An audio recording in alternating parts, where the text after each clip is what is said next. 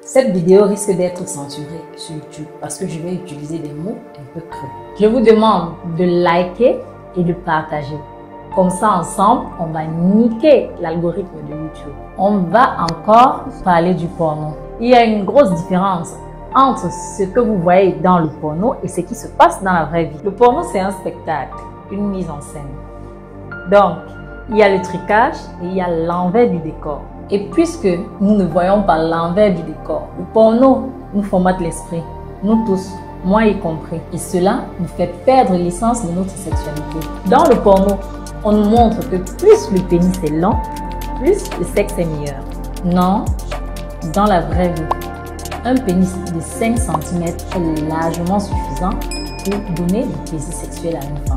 Dans le porno, on nous montre les pénis de 25 cm. Et non, la taille moyenne mondiale du pénis est d'environ 13 cm. Dans le porno, on voit des acteurs éjaculer 7 fois d'affilée. Pourtant, un homme normalement constitué éjacule à peine 2 fois d'affilée. Dans le porno, pendant 15 minutes de sexe, les acteurs changent 6 à 8 fois de position.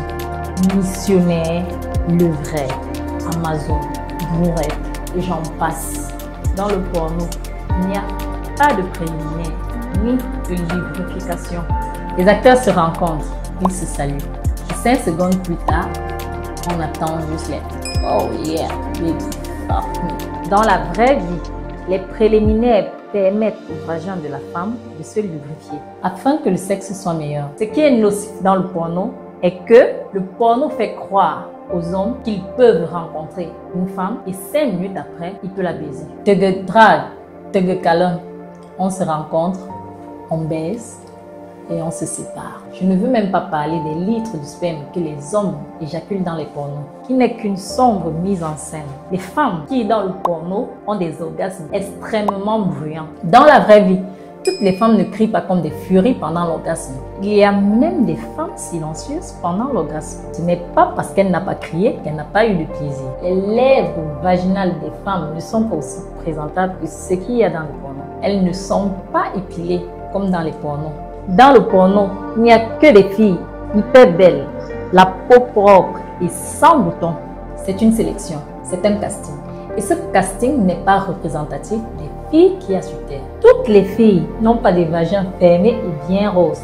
Dans l'industrie du porno, il y a plein de chirurgies esthétiques. Le porno influence nos fantasmes.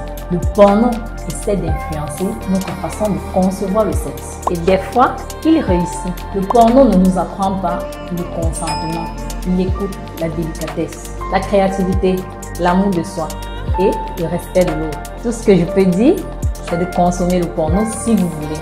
Mais faites-le en connaissance de cause. Ayez une sexualité saine et à la semaine prochaine pour un nouvel épisode.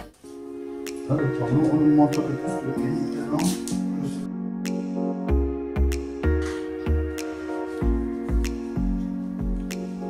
Là-bas, ça va vite, hein? Ça va vite.